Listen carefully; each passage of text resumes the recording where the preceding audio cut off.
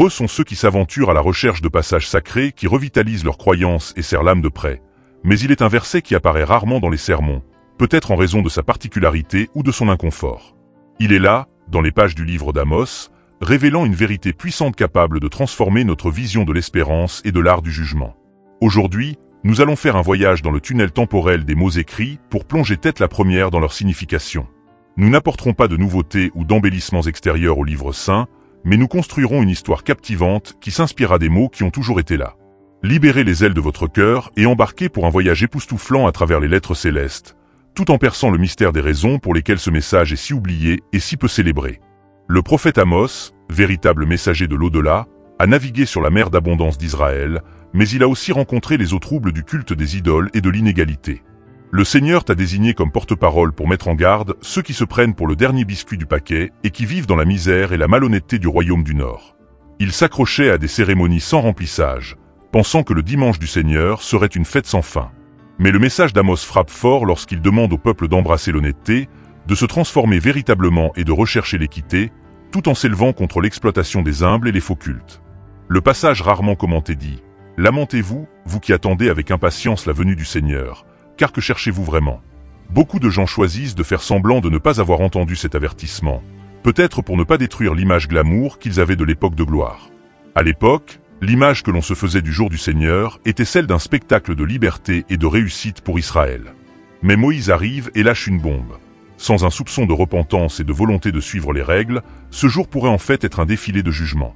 Il n'y a pas de place pour des espoirs illusoires fondés sur des rituels religieux qui ne mènent nulle part. Aujourd'hui encore, ce verset nous incite à nous interroger sur ce que nous recherchons réellement lorsque nous aspirons aux promesses de Dieu. Sommes-nous prêts pour la sainteté que Dieu exige ? Cette question initiale nous pousse à plonger dans la riche tapisserie du récit biblique en quête de compréhension. Pour saisir ce message, revenons au début. La Genèse nous révèle la création du monde et comment les êtres humains ont été placés dans un paradis enchanté. Dieu contemple son œuvre et constate que tout est très bon. Adam et Ève marchaient côte à côte avec le Créateur en toute harmonie, jusqu'à ce qu'ils cèdent au chant de la désobéissance. Cet acte d'insubordination a déclenché une vague d'éloignement qui a marqué toutes les générations à venir. Dès lors, l'erreur est devenue un invité indésirable dans la vie quotidienne de l'homme. La planète fut parsemée de cruauté et de perfidie, comme le révèle l'intrigue de Caïn et Abel. Au fil des années, la population s'est accrue et la méchanceté s'est répandue, comme l'indique la Genèse, où Dieu décide d'organiser le grand déluge pour secouer l'humanité, ne sauvant que Noé et sa progéniture. Cependant, même après cette nouvelle phase, la nature humaine a continué à danser au rythme de l'erreur. Ainsi, l'intrigue de l'Ancien Testament tourne autour du conflit entre une alliance que Dieu prolonge et la trahison de la population. Saisir cette histoire, c'est percer un mystère, et cela permet de comprendre pourquoi l'avertissement d'Amos est un joyau si précieux. Le Créateur a toujours aspiré à un lien authentique avec Israël, mais, tels des caméléons, ils se sont éloignés à plusieurs reprises. Le jour annoncé par les prophètes ne sera pas une fête sans fin pour ceux qui se proclament enfants de Dieu, car le Tout-Puissant est comme un juge dans un tribunal et recherche l'honnêteté sincère de ses élus. Dans le livre de la Genèse, le Créateur fait une promesse à Abraham, l'assurant qu'il deviendra une vaste nation et que, par son intermédiaire, toutes les familles de la terre recevront des bénédictions sur roue. Cette alliance comprendrait une nation qui brillerait comme une étoile guidant les autres peuples, un flot de grâce qui reflèterait la majesté du divin. Abraham a répondu à l'appel, a dit au revoir à sa maison et s'est mis en route, sans carte du destin entre les mains. Bien qu'il ait traversé des tempêtes, comme le long voyage d'attente du Fils promis, il a gardé une foi inébranlable lorsqu'Isaac a finalement fait son entrée dans le monde. Lorsque le moment tant attendu de la naissance d'Isaac est arrivé, la loyauté divine a brillé comme un soleil radieux dans le ciel. Cependant, au fil du temps, les héritiers d'Abraham n'ont pas toujours conservé leur loyauté, comme s'ils l'avaient échangée contre un délicieux morceau de pizza. Ils ont eu des heures de fidélité, mais aussi beaucoup d'événements d'adoration et de désobéissance, même si la promesse du ciel tenait toujours, comme un phare indiquant que le Créateur prendrait les rênes de l'histoire. Cependant, l'anneau de l'union exigeait un abandon total. Avoir Abraham comme père n'était pas tout, il fallait aussi imiter la foi, la soumission et la simplicité qui caractérisaient ce grand homme. Cette danse désaccordée entre la vie des Israélites et les attentes divines ouvre la voie au sermon percutant d'Amos. La législation descend des hauteurs du Sinaï comme une pluie de conseils, façonnant les préceptes qui guideront la coexistence et la foi du peuple israélien. Après avoir posé le pied en Canaan, une nouvelle étape s'est ouverte, où le peuple a été guidé par des juges, puis par des rois, comme quelqu'un qui change de chapeau dans la danse de la vie. Amos se retrouve dans le cercle, avec la tâche de souffler dans les trompettes pour annoncer au royaume du Nord les erreurs de son comportement. Son livre n'est pas un traité, mais son message est comme un éclair qui fend le ciel, clair et pénétrant. Il met en évidence la duplicité des renoncements en faveur des nécessiteux et l'illusion de protection qui régnait au sein de la population. L'honnêteté ne se manifeste pas par de simples rituels superficiels, mais par des âmes transformées et renouvelées. Les prédictions des hameaux ont choqué la foule, qui ne s'attendait pas à un impact aussi fort et sévère. Le message continue à naviguer sur les eaux de l'authenticité et du respect de la volonté de Dieu, en soulignant l'importance du verdict céleste. La mention du jour du Seigneur fait référence au verdict final qui, selon divers écrits prophétiques, s'abattra sur Israël et les nations. Mais des ombres attendent aussi ceux qui tournent le dos à la justice. C'est comme un avertissement clair. Ne tombez pas dans l'illusion d'une victoire sans substance. Si vous ne vous défaites pas de votre malice, vous vous retrouverez face à la fureur qui ignore la notion de jugement céleste. Cette idée n'était pas nouvelle au paradis, car Dieu avait déjà décrété que l'insurrection entraînerait des conséquences. Le déluge n'est que l'aboutissement de cet avertissement. Dans les villes de Sodome et de Gomorrhe, la destruction était le résultat de la corruption qui infestait les lieux. Tout au long de l'histoire d'Israël, chaque fois que les Israélites ont rompu l'alliance et choisi de ne pas se racheter, ils ont fini par vivre l'amère expérience de l'exil. Le sermon d'Amos est donc fondé sur la logique divine. Le divin se tient ferme comme un roc et n'accepte pas le mal qui se cache en lui. Le messager murmure que rêver de la venue du jour du Seigneur, sans regarder le gâchis qui a été fait et sans se repentir est un pur enfantillage. C'est pourquoi le message est si sévère et peut même passer inaperçu dans une conversation. Il nous demande de regarder notre façon d'agir et les désirs qui dansent dans nos poitrines. La véritable espérance, selon la Bible, ne repose pas sur des traditions vides de sens, mais sur des cœurs humbles et soumis.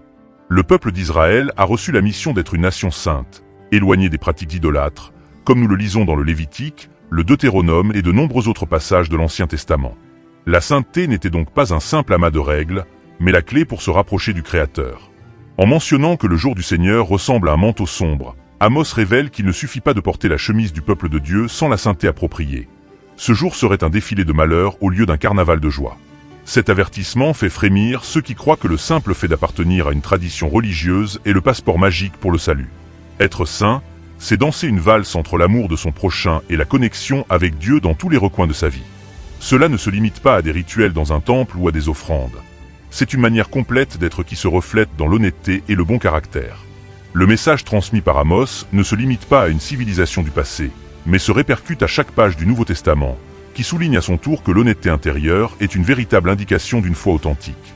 L'obstination de la bonté divine, même face à des avertissements sévères, est une marque de fabrique du Seigneur qui déborde dans les pages sacrées.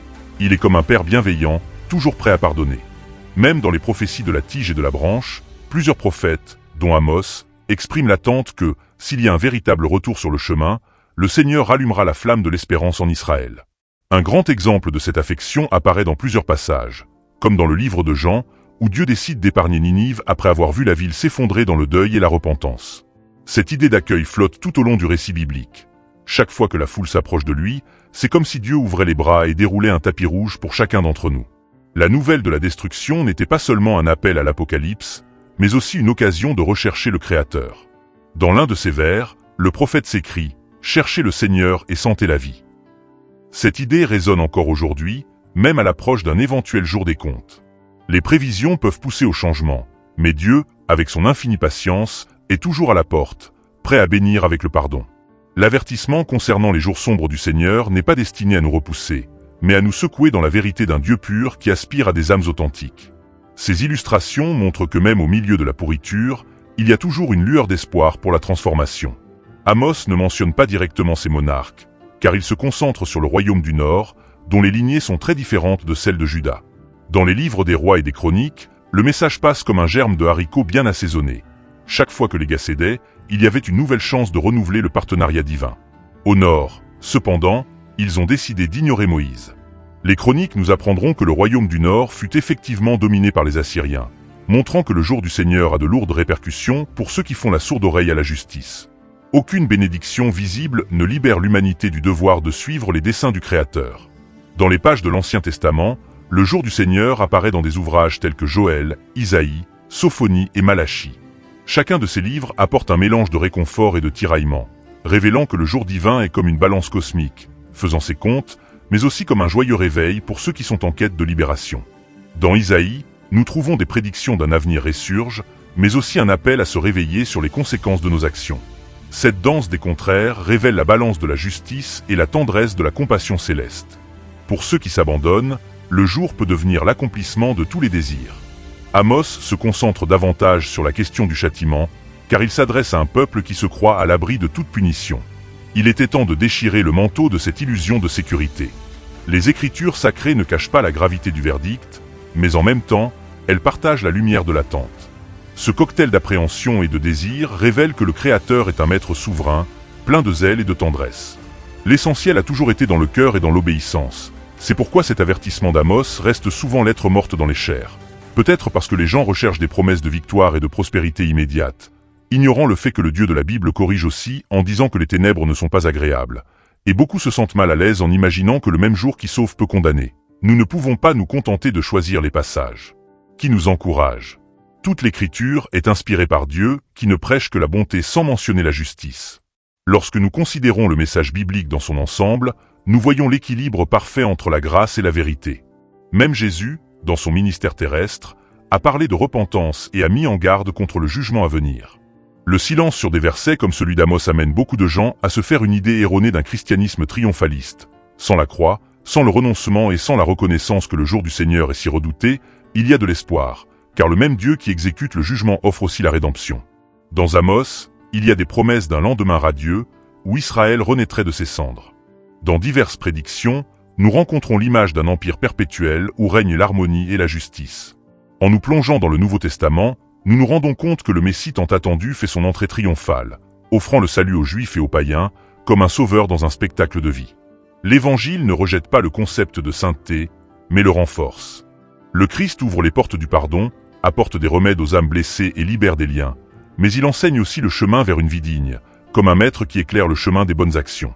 Il évoque un jour où il séparera les brebis des boucs, et beaucoup seront stupéfaits en réalisant qu'ils n'étaient pas préparés à cette surprise.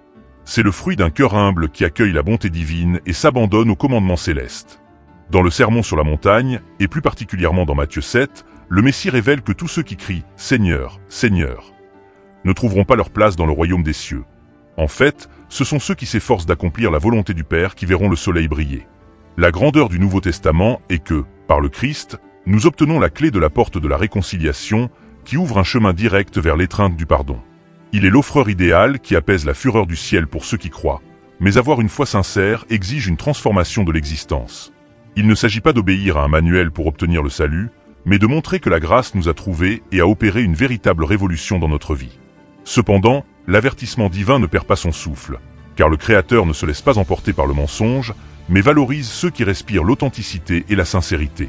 Pierre fait remarquer que beaucoup se moquent du fait que le retour tant attendu de Jésus semble être dans la file d'attente, mais il précise que Dieu est comme cet ami qui, même pressé, se fait un devoir d'attendre tout le monde, en souhaitant que personne ne soit laissé en arrière et que tout le monde se repente. Jacques donne un coup de pouce aux frères en leur rappelant qu'il ne suffit pas d'écouter le message, mais qu'il faut aussi le mettre en pratique. Jean souligne que l'amour est la carte de visite de ceux qui connaissent vraiment l'essence de Dieu. Cette harmonie d'idées montre que l'avertissement d'Amos ne date pas d'hier. Le Nouveau Testament, tout en apportant toute l'abondance de la grâce, n'efface pas les échos du passé. Le jour du Seigneur, dépeint aujourd'hui comme le grand retour du Christ, sera une lourde balance pour ceux qui croient vraiment et pratiquent ses enseignements, alors qu'il ne sera qu'un cœur d'illusion pour ceux qui restent à la surface de la foi. C'est une véritable gifle, mais le prophète Amos garde son charme, nous rappelant de ne pas nous envelopper dans des sécurités qui ne sont que des bâtons de marche cassés. Le pauvre Israël a commis à plusieurs reprises l'erreur de se croire doté d'un bouclier impénétrable, et après la captivité assyrienne, le royaume du Sud a lui aussi dansé la même valse du péché et a fini par être englouti par l'exil babylonien. Les livres des chroniques et des rois sont comme un professeur grincheux, montrant dans toutes leurs lettres que les incartades constantes entraînent des conséquences qui font mal au plus profond de l'âme. Les pages des chroniques et des rois révèlent que la rébellion fréquente a entraîné des conséquences amères. Le culte des idoles et l'inégalité sociale sont les protagonistes de l'histoire de la fureur céleste. Les voyants élevaient leur voix comme des vents tempétueux, demandant au peuple de ne pas oublier leurs promesses et de danser sur la mélodie. Cependant, l'insistance à répéter les mêmes pas de travers a conduit à la ruine et au dépérissement du pays. Les histoires d'Esdra et de Néhémie révèlent, dans certains passages, à quoi ressemblait ce voyage de réparation et de revitalisation. Nous menons notre vie comme si nous étions des super-héros, croyant que les conséquences de nos décisions ne peuvent pas nous atteindre. Des pièges similaires dansent sur la scène du monde d'aujourd'hui. L'appétit effréné de consommation, le miroir de la vanité et la froideur de l'indifférence. Le message d'Amos n'est pas un écho du passé, mais plutôt un appel à la vigilance. La foi sans sincérité ne mène pas loin. Malheur à ceux qui attendent l'arrivée du Seigneur. Car à quoi aspirent-ils vraiment? Le jour du parrain sera habillé d'ombre et non de lumière, montrant que nous avons le don de fuir les sujets qui ne nous chatouillent pas les oreilles. Certains leaders spirituels optent pour des paroles toujours optimistes, de peur d'aliéner les adeptes en faisant surgir entre-temps des messages de critique. La Bible révèle que l'affection divine porte aussi en elle l'essence d'un titillement d'oreille. Face à de telles situations, nous sommes obligés de nous demander si nous essayons vraiment de comprendre le noyau divin ou si nous espérons simplement un peu de chance dans notre vie. Cela ne veut pas dire qu'il faut avoir peur tout le temps, mais plutôt qu'il ne faut pas se laisser berner par l'illusion que Dieu n'est qu'un auxiliaire du bien. Le Tout-Puissant attend de nous tous loyauté, modestie et équité. L'oracle, guidé par une lumière céleste, a ébranlé les fondations d'une nation qui se croyait imbattable. Et si tout dans la Bible, même les prémonitions, continue de résonner aujourd'hui, comment faire fleurir le message d'amour dans notre vie quotidienne? Tout d'abord, réfléchissons à notre abandon. Recherchons-nous vraiment un lien authentique avec Dieu ou plaçons-nous notre foi dans des pratiques superficielles? Il est essentiel de vérifier si notre foi se manifeste par l'affection pour le prochain, l'honnêteté et la fidélité à la vérité. En outre, nous devons nous demander si nous ne tombons pas dans le piège d'une vision pompeuse qui néglige l'importance des ajustements. Il ne faut pas oublier que le jugement du ciel n'est pas seulement une conversation sur hier ou une raison de s'enthousiasmer pour demain. Il apparaît à différents moments, comme une vieille connaissance, prouvant que chaque plat servi au banquet de la vie est lié à la graine que nous avons semée. Les églises et les communautés chrétiennes d'aujourd'hui ont tout à gagner à discuter de l'ensemble de l'enseignement divin, sans négliger les passages qui traitent de la discipline et de la révérence. Le Nouveau Testament décrit le jour du Christ comme la grande conclusion du plan céleste, lorsqu'il reviendra pour chercher ses élus et faire un véritable audit du monde.